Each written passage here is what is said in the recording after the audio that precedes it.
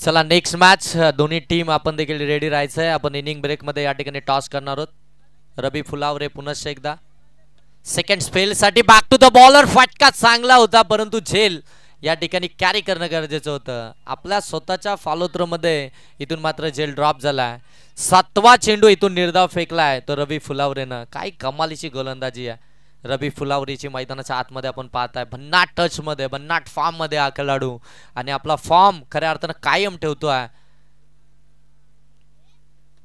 इथे टॉफेस लागले बॉल हवेमध्ये. श्याम रुटे आलाय बॉल खाली. त्यानं पकडली झेल. तनय शेलार OUT आउट. आपल्याला पाहायला मिळेल ती वैष्णवी कन्स्ट्रक्शन अंतरड आणि त्यांच्या विरोधामध्ये.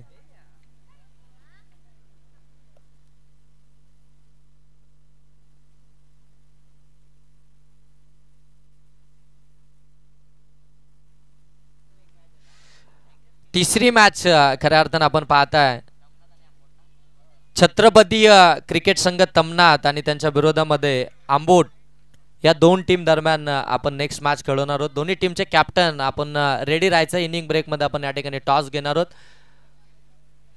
छत्रपती क्रिकेट संघ तमनाथ आणि त्यांच्या विरोधामध्ये आंबोट ही नेक्स्ट मॅच आपल्याला पाहायला मिळेल. आणखीन एक चांगली मॅच, आणखीन एक बिग फाईट. कर्जत मधील आणखीन अगदी सुपरस्टार संघ एकमेकांच्या विरोधामध्ये खेळताना आपल्याला पाहायला मिळतील.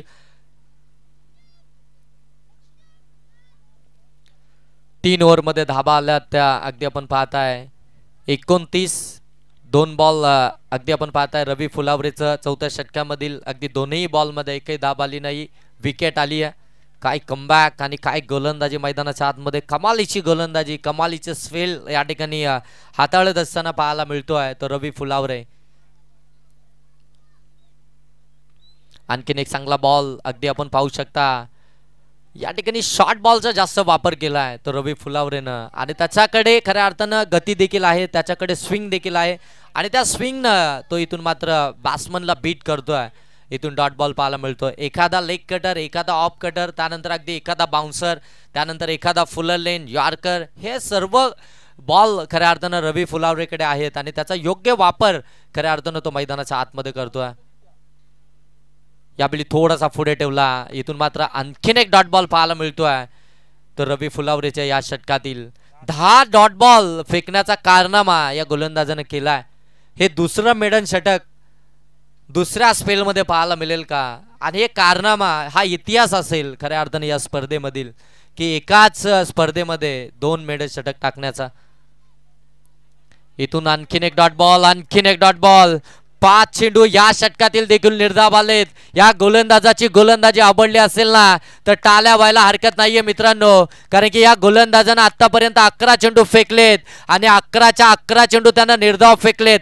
काय कमालीचं स्पेल, काय कमालीची गोलंदाजी मैदानाच्या आतमध्ये साकारतोय रवी फुलावरे. श्री 11 सोमजाई गुणगे टीमची बॅटिंग लाईनअप मोठी आहे. तगडे फलंदाज संचाकडे आहेत आणि त्या तगड्या फलंदाजांच्या विरोधामध्ये इतकी चांगली गोलंदाजी मैदानाच्या आतमध्ये पाहायला मिळते आहे. शेवटचा बॉल या 4थ्या षटकातील रवी फुलावरेचा